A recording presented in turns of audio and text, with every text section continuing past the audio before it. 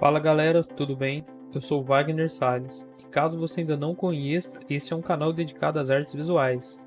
Não tô lembrado não. Para você que já assiste os vídeos, mas ainda não é inscrito, se inscreva. Que dia foi isso? Não, nunca nem vi. Aqui eu mostro para vocês um pouco do meu processo criativo. Beleza, beleza. Vou deixar na descrição o vídeo 1, vídeo 2 e o vídeo 3 para você correr lá e assistir depois que acabar este vídeo. Beleza. Ajude esse canal a chegar em cada vez mais pessoas que gostam desse tipo de conteúdo de artes visuais. Bom, vamos para a nossa quarta parte de dicas de desenho realista. Depois de fazer o preenchimento com o lápis HB e espalhar esse grafite com papel higiênico, venho fazendo o contorno do olho.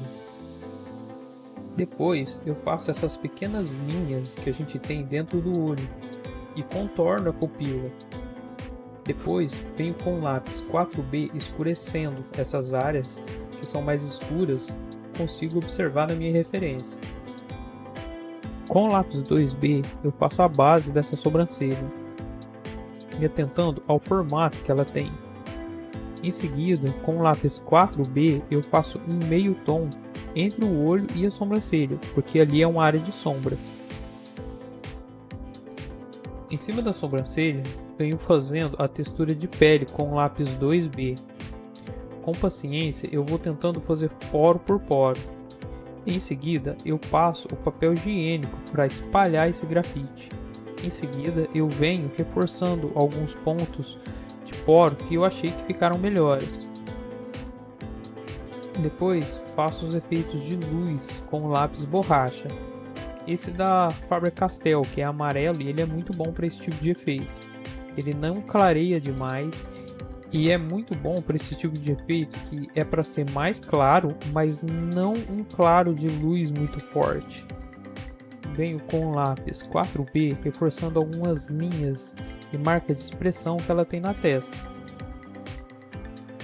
Depois de realçar esses pontos de sombra e de textura de pele que eu precisava alcançar, eu venho com a caneta borracha fazendo os efeitos de luz, destacando aquelas áreas onde o ponto de luz acaba sendo um pouco mais intenso.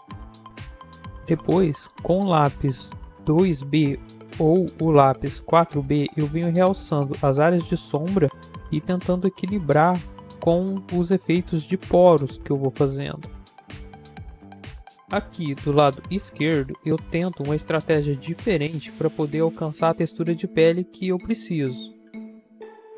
Ao olhar para minha referência eu percebo que essa pele ela segue uma onda, uma ordem, e essa ordem eu tento reproduzir no meu desenho, entendeu? Depois eu venho espalhando esse grafite sem perder as marcações que eu já fiz. Em seguida, eu venho fazendo as marcas de expressão que ela tem na testa, me atentando também às sombras e os poros que estão com maior evidência na imagem. Como podem ver, as marcas de expressão da testa dela já estão concluídas. Eu espalho esse grafite com um pouco de papel higiênico e em seguida venho reforçando algumas linhas que precisam ficar com maior evidência. Eu também faço o destaque em alguns poros. É importante se atentar que eu refiz essa estrutura de poros. Em seguida eu venho espalhando esse grafite e depois com a lapiseira eu venho fazendo alguns detalhes que precisam ser de maior destaque.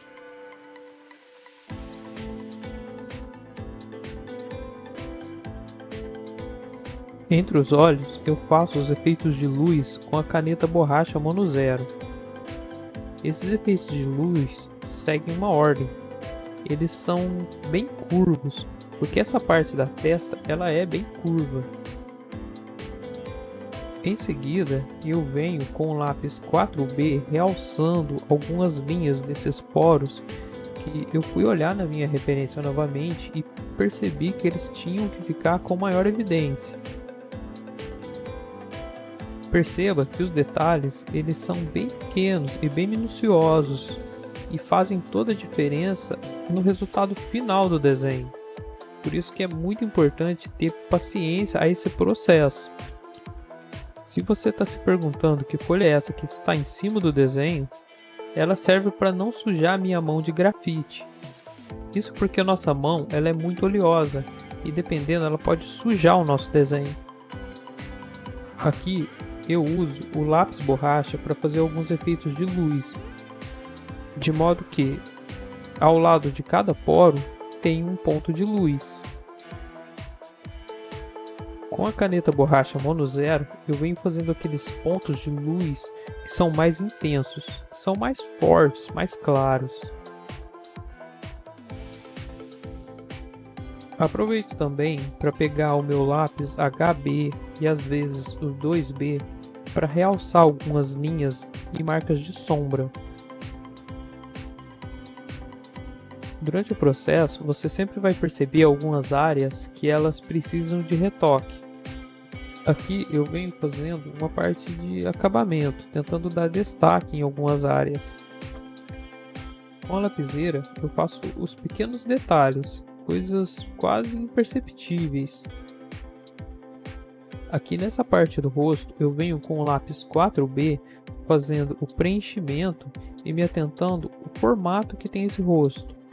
É muito importante se atentar à pressão que eu estou colocando no lápis, que ela é muito fraca porque o lápis ele já tem uma graduação média.